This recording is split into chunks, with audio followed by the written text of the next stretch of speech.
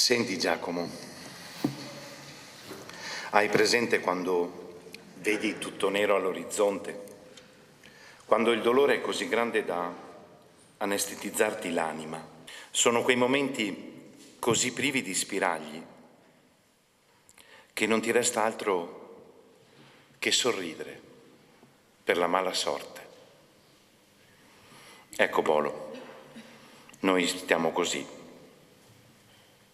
Stiamo talmente male che non ci resta che sorridere in faccia a questo maledetto destino. Un'intera comunità si è stretta per l'ultimo abbraccio a Giacomo Bologna, Bolo per gli amici, questo ragazzo di 20 anni che ha saputo fare e dare tanto. Tutto attorno a sé parla, esprime il bene che ha saputo elargire assieme a una fede forte, fatta di fatti, non parole.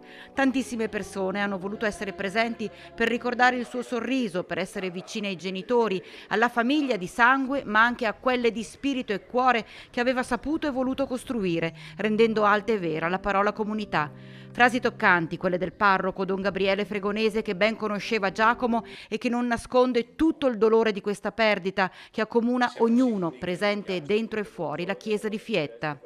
Facevi, senza dire, con una sorta di innata empatia che si accorgeva del male degli altri.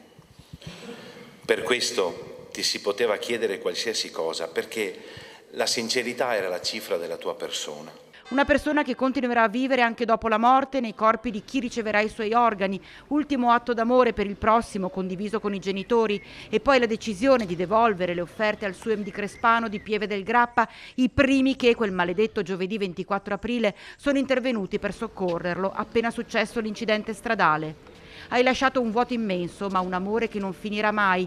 Queste le parole dei suoi amici e delle sue amiche. Tu continuerai a vivere in mezzo a noi, a fianco a noi, perché ci hai lasciati migliori e questo, forse, è il dono più grande.